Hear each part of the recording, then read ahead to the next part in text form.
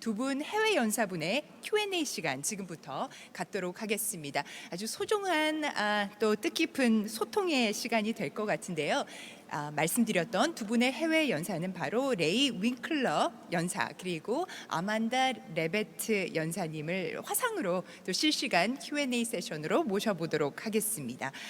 저희가 여러분들께 질문 요청을 드려서요. 다양한 질문들을 받았는데요. 제가 열심히 메신저로서 연사분들께 직접 질문을 드려보도록 하겠습니다.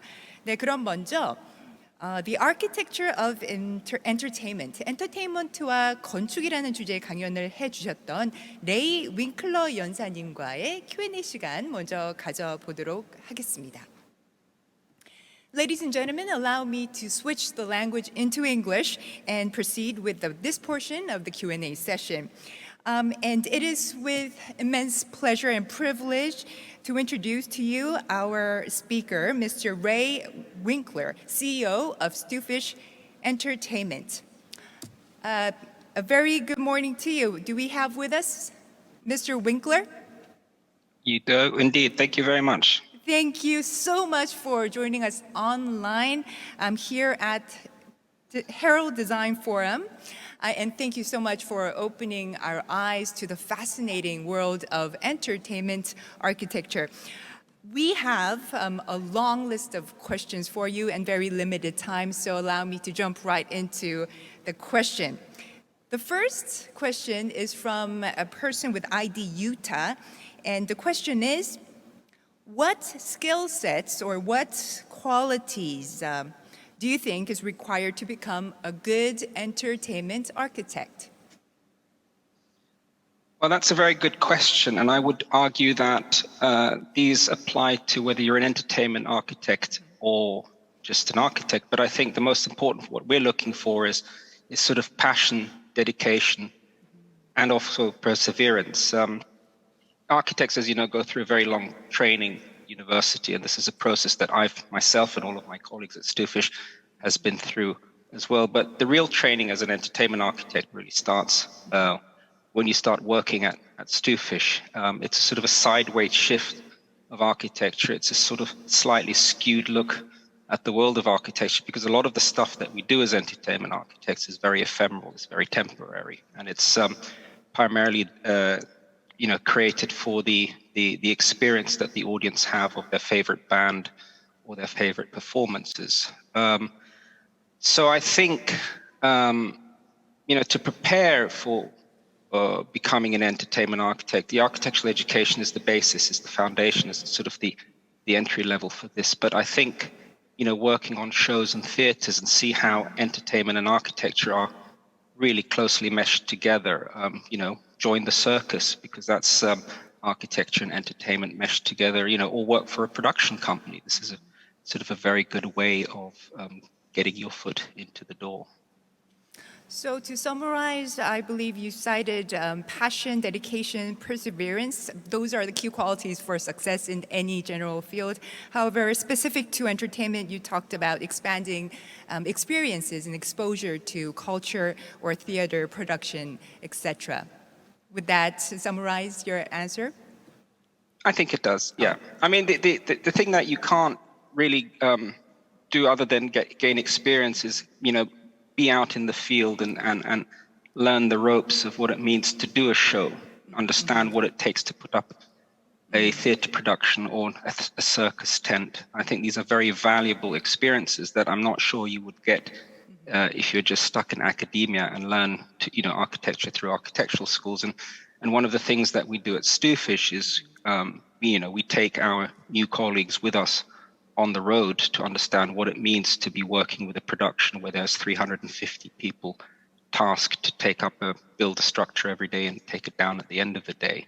And so that's a sort of a learning cycle that I think is very important in this part of becoming an entertainment architect. Yes, the learning experience, on-the-job experience is very important as well. Well, thank you very much. And moving on to our next question. This is by the person with the ID of Julie. And the question is, to what extent can metaverse as in a set of virtual spaces, metaverse, be used in combining digital world and physical world? I believe it is to say that how far do you think this metaverse trend will be combining the digital world and the physical world? The possibilities.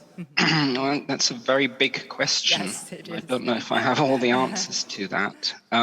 But I think it's true to say, and it's just doesn't only show my age, but I think it's a universal thing, is that technology just reinvents itself often faster than the creative mind can find an application for it. And I think that's inherently a problem, because in the sense that whereas the creative development should lead the process, if technology invents itself so quickly that we don't quite understand what it can and cannot do, it often ends up leading the way. And I know it's true for what we do at Stewfish that technology for us is only ever a tool in the creative process, and it's only ever in aid of the narrative that we're trying to create, meaning that we don't just put technology in place because it's available, because that would undermine the entire creative process and the control that we have as creative people developing ideas in manifesting themselves into buildings or stage sets. Technology can never become the dominant factor. This is an important part, and I think too much of what we experience today, and certainly in entertainment architecture, is the brighter, the bigger, the louder, the more colorful, the better. And I would question that.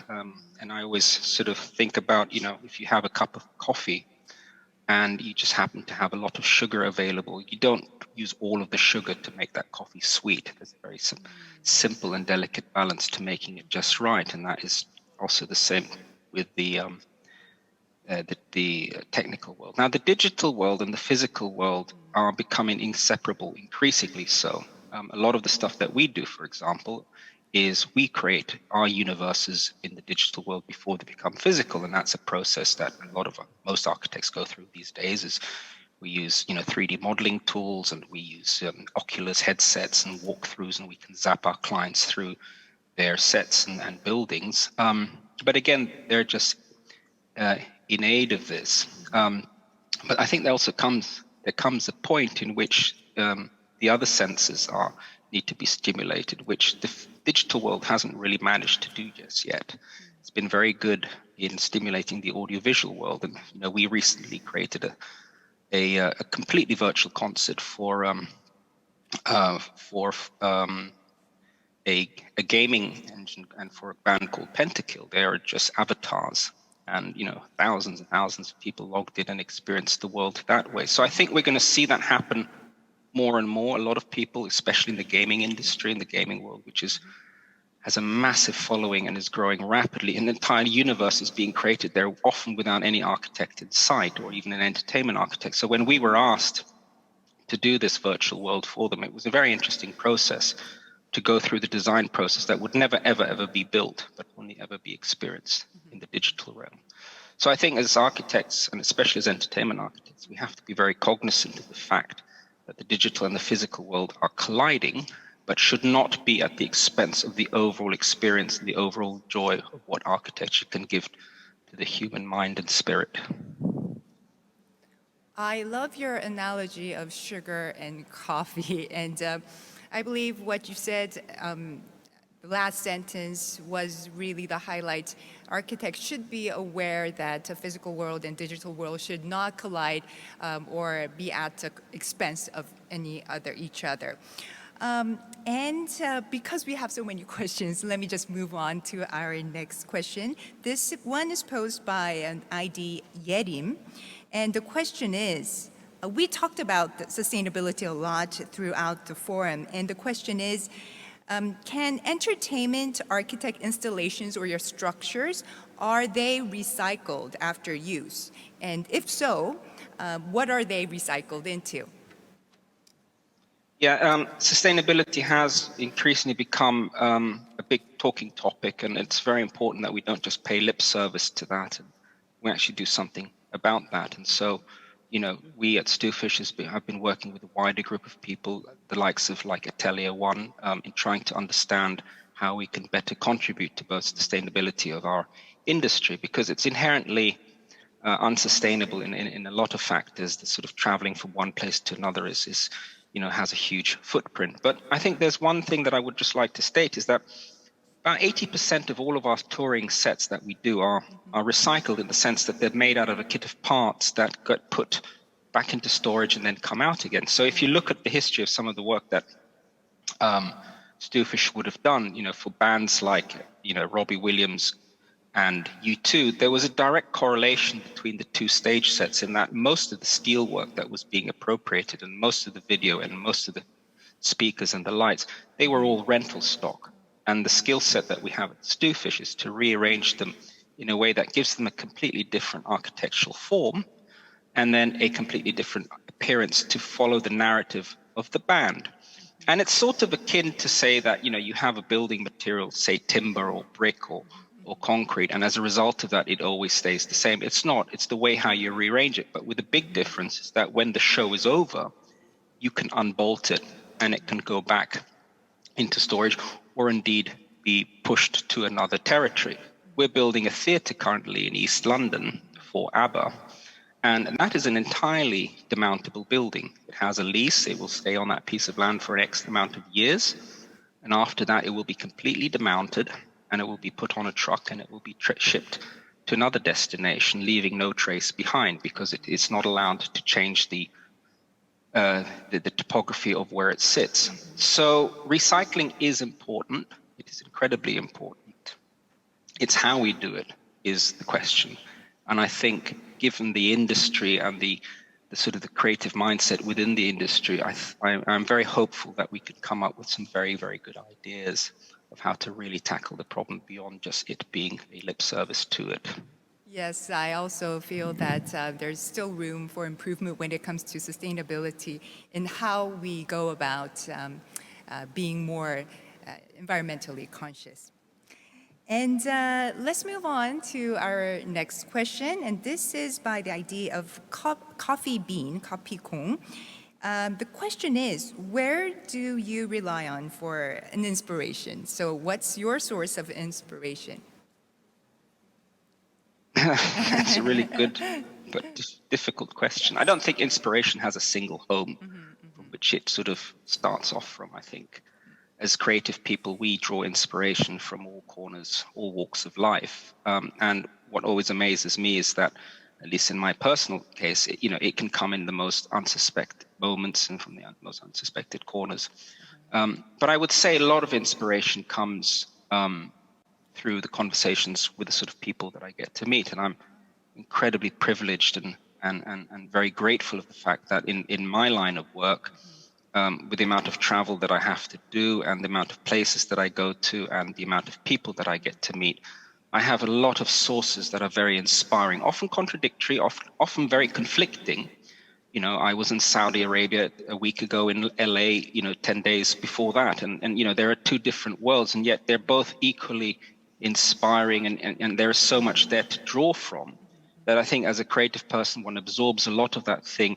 And I'm not sure whether one can point a finger and say, that was my single source of inspiration. But I think there must be sort of a storage in the back of the brain where all inspirational thoughts get sort of jammed in there. And when you're sort of sitting at the table wondering what to do, you sort of start going through that rather disorderly cabinet of ideas and influences and start to rearrange them, which then hopefully will lead to something that inspires your work.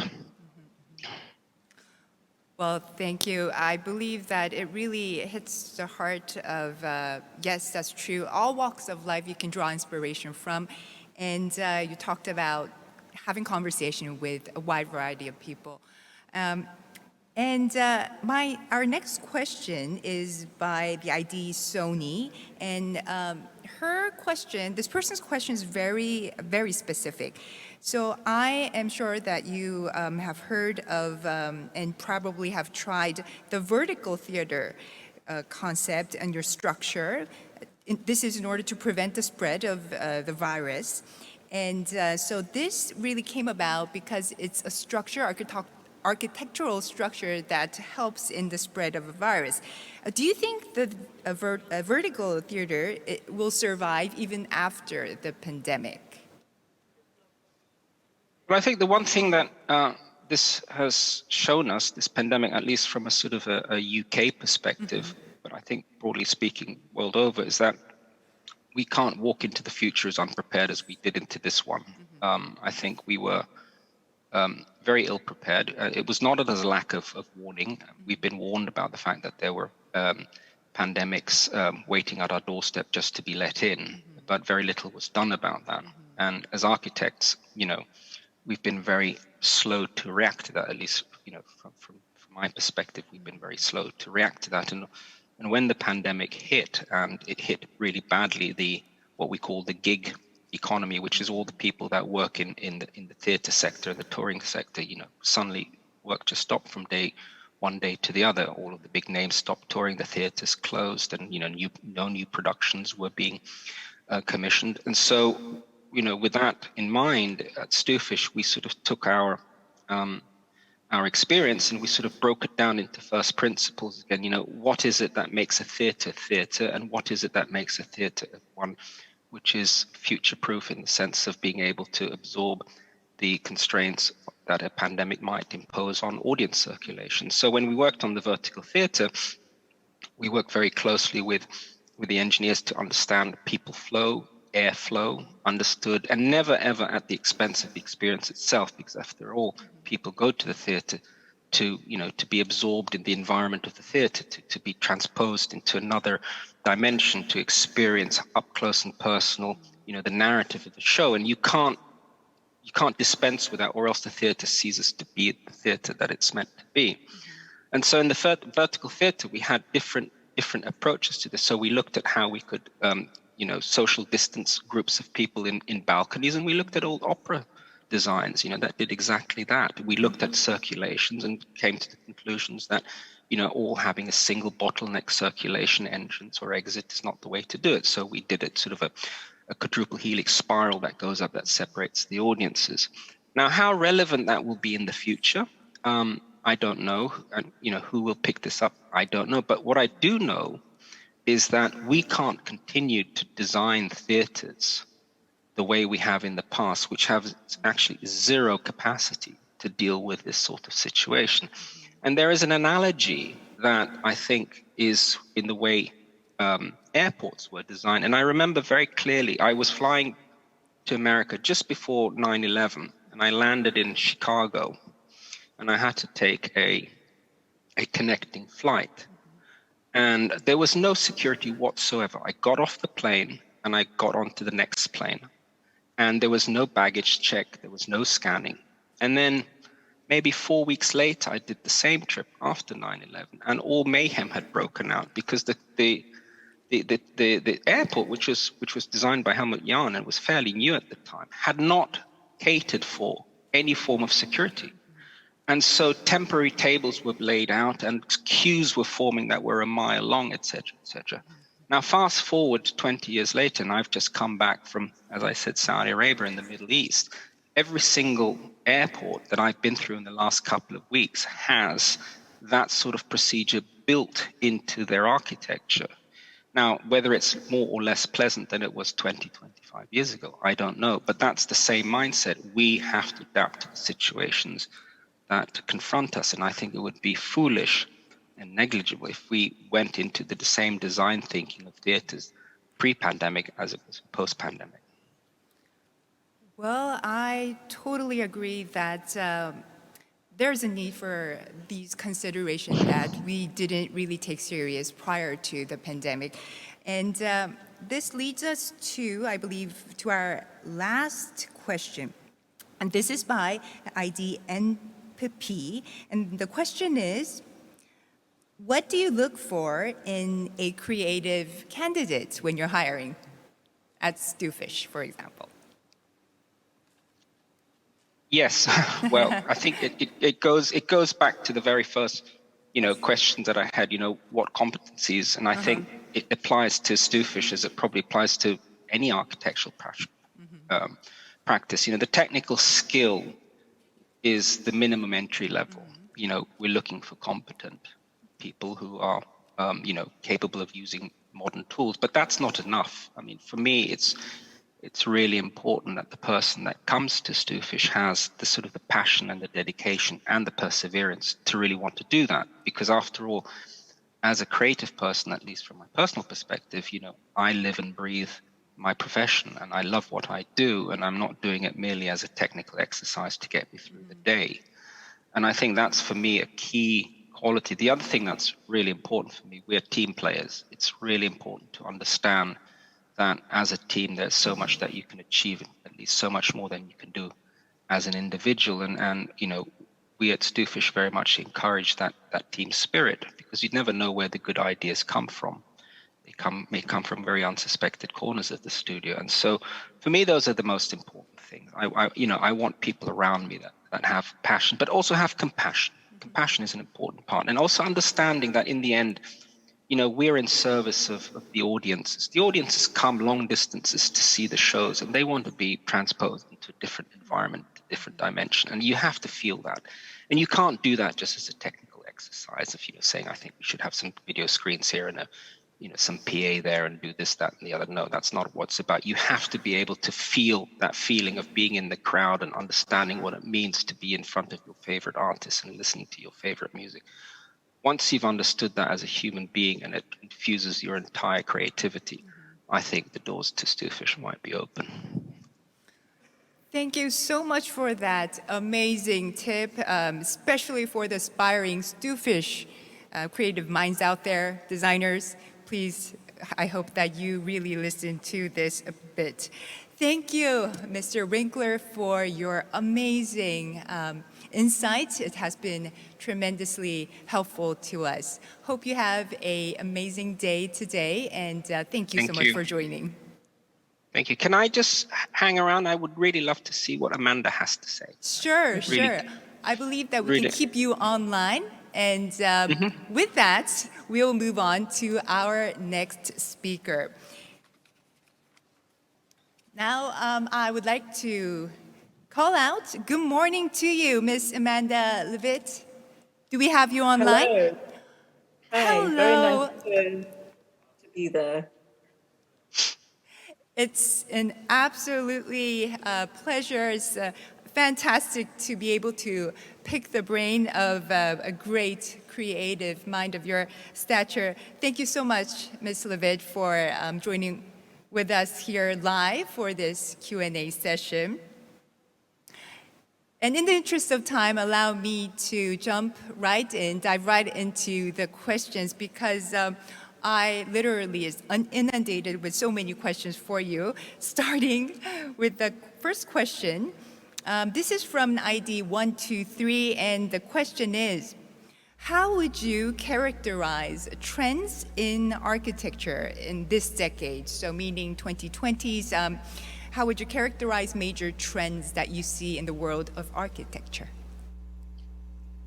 I think, you know, what's happening, we have to see it now in the context of the pandemic, which has accelerated change and accelerated our feeling of collective responsibility to address issues. So I think one of the really big questions that we have to ask ourselves and of our clients is, do we need to build? Do we really need to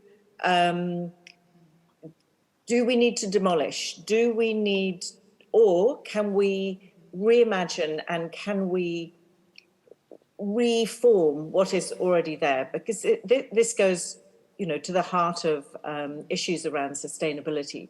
And we know that construction is a huge polluter. Now, of course, as an architect, I believe in building too, but I think it is very important that we always ask ourselves these questions. And sometimes the most interesting solution perhaps is in what not to do. I think the other issue that is so important, particularly when you're working in a city context, is how can we bring nature closer to our cities? How can we live better with nature? How can nature begin to, whether it is planting on roofs, whether it is not digging basements, but letting the earth return, to increase biodiversity, but nature brings us solace. And I think that's what we all found during the pandemic, that there is great comfort to be found in the rhythms of nature, great calmness. And maybe the last thing is a sort of a general sense of how can we better connect with the communities that we're designing for? How can we engage with them in a way that is really meaningful? So to sum up the major trends for the era of pandemic, you quoted questioning the need to build, to demolish, so reimagining, reforming, geared towards sustainability, bringing nature to our urban environment, and better connecting or engaging communities. I believe this is a nice segue into our next question. It's posed by ID Designer. Anything that you believe stands out in terms of architecture, especially in this time of a pandemic, stop the spread of pandemic, anything that architecture has to factor in considering this pandemic issue? I think, I agree with a lot of what Ray was saying about this, but I think, we need to be more generous in the way that we design, generous spatially, more generous volumetrically. There's been a trend to, be the most efficient, to try and get the maximum efficiency from a space. But actually, I think we need to question what is efficiency? Efficiency is nothing if people don't enjoy to be there, if they don't feel a sense of well-being being in a space.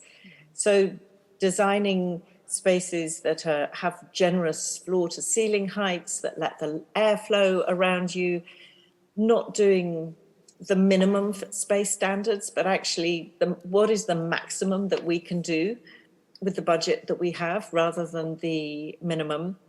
And to really, I think, challenge our clients. If we feel that we're being asked to design something that is too tight, too mean, it's our responsibility as architects to question that and to have a debate about it. Amazing food for thought. Thank you so much. And I have so many questions, so I'll just move on to our next question. It is by ID Dreamer. And the question is that, could you elaborate more on the advantages or benefits of transparent trees that you mentioned during your presentation, your lecture? You talked about sustainability value of these transparent trees. Could you elaborate more on the other benefits that it has? Okay, I think it's a slight misunderstanding. So the project that we're doing, and it's a research project that's in very, very early days, and it's the kind of research that takes the time that it has to take, and we don't know how long that will be. But what we have been developing and sort of searching for is like, can we, and it goes back to the question, can we live better with nature? Can we find a way of growing the materials of the future? And the work that we've been doing with the Professor of Biophysics at Oxford, Sonia Quintero, is to delignify wood, which means taking out what the you understand as the kind of characteristics of wood. It's what makes it brown. And if you extract the lignin, you're left with the cellulose structure of wood. And if you impregnate that with transparent bioresin, we have already demonstrated that you can create a material that is stronger than steel, that is a better insulator than glass, but that lets the light in. Now, and so far we've only done a small block, and we've called it transparent wood, so it's not transparent trees. But I think that it's a very interesting starting point for a piece of research that could lead somewhere extraordinary, or it may reach a dead end. But for us as architects, it's really important to try and advance the debate in some way. And I think the other kind of thing that we have to remember post-pandemic, when people and society has been through kind of collective trauma, that there is a temptation to retreat into what we know. And we need to resist that, because we have to design ourselves out of the mess that we're in climate change and many other areas of life. And we have to we have to believe in the future and have optimism that technology will be able to help us get out of the mess that we're in, and therefore to work on projects which are, purely about research that don't have an end in sight is important. It is just mind-blowing, transparent wood, and I will keep my fingers crossed for that.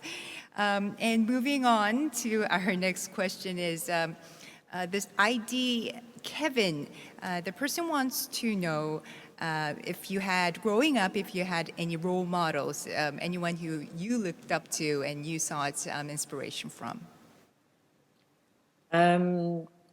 Yeah, I mean, I guess there are two important role models in my career. The first is Richard Rodgers, who I worked for when I left college, and I desperately wanted to work for him because Centre Pompidou had been completed, and for me it was one of the most important, conceptually groundbreaking buildings of the 20th century, because it transformed forever how we see museums, how we see galleries. It democratized culture in a way that had never been done before. And it's an extraordinary building, and I was very lucky to work in his practice, and I worked there for 4.5 years. And during that time, really, he became my mentor, but also my friend. And his he is very much a Renaissance man, and he has this incredible generosity of spirit. And we talk about the importance of creating culture in an office, and both agreed that actually once you've done that, almost the work looks after itself. And coming back again to the pandemic, what we missed so much over lockdown was the sense of culture that can only come from being together. You can do a lot remotely, you can be extremely efficient remotely, but you cannot create the culture of a place when you're all remote. Mm-hmm. And the other great kind of inspiration for me was my former partner, Jan Kaplitsky, an extraordinarily brilliant architect, and to whom I owe a lot. Thank you so very much for sharing with us your personal stories and perspective. I have a couple of more questions to cover, so moving on is a question by the idea of Hi. The question is, why public space architecture? You seem to be drawn to the very large public space architecture. Your reason? I think that, that there's never been, in our increasingly sort of digital world, there's never been a more important time for people to come together physically. And spaces where people come together, outdoor spaces, are very kind of, socializing and connections happen in a very natural and intuitive way. And in the two museums that I spoke about in my talk, the V&A in London and Matt in Lisbon, both of those we saw not just as an architectural proposition, but as an urban proposition. And it's perhaps arguably those urban moves in Lisbon creating a town square on the roof, and in the V&A creating a completely different way of entering a museum through a courtyard. It's arguably those moves that have made those two buildings a success. And in both cases, it's interesting that the visitor numbers are up hugely and increased, unexpectedly so. And I believe it's as a consequence of those urban moves.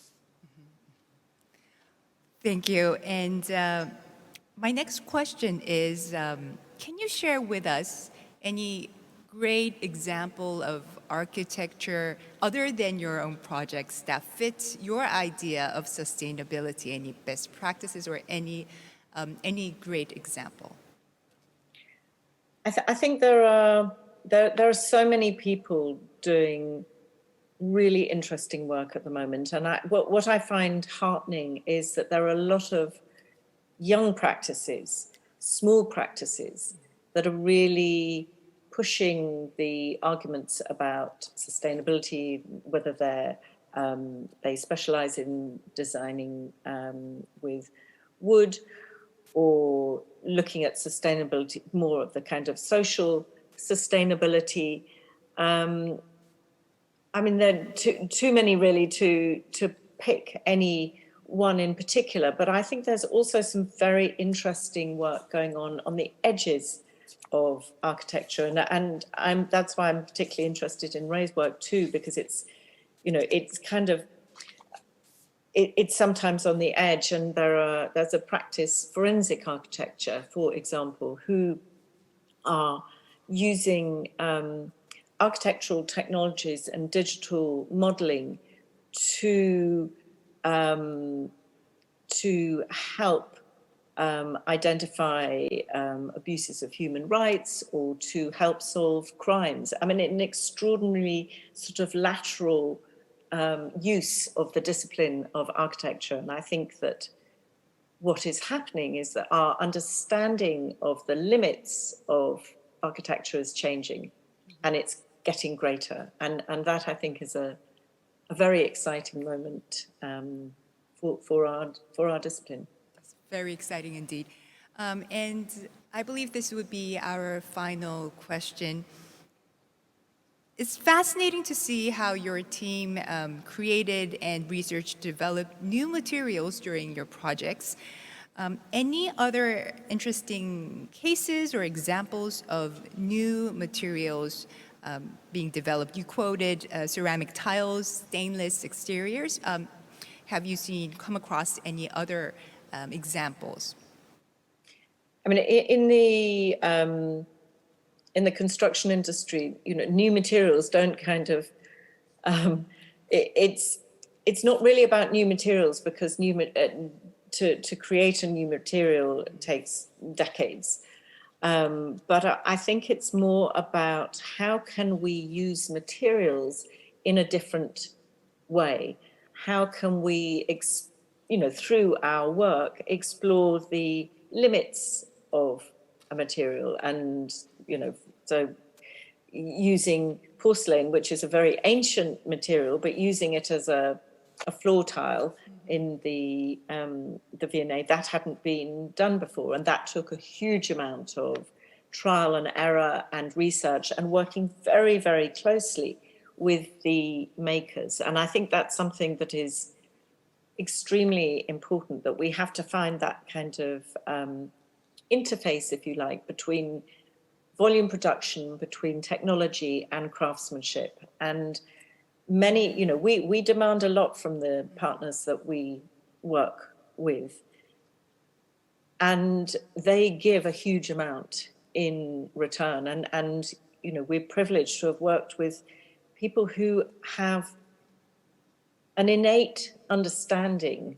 of the material that they're working with, that is passed through generations, that is part intuitive, part just, you know, huge experience, but it is a knowledge that's often passed down through families. And if you are lucky enough to work with people who have that, it allows you to perhaps push the limits of something beyond where maybe they expected it could be.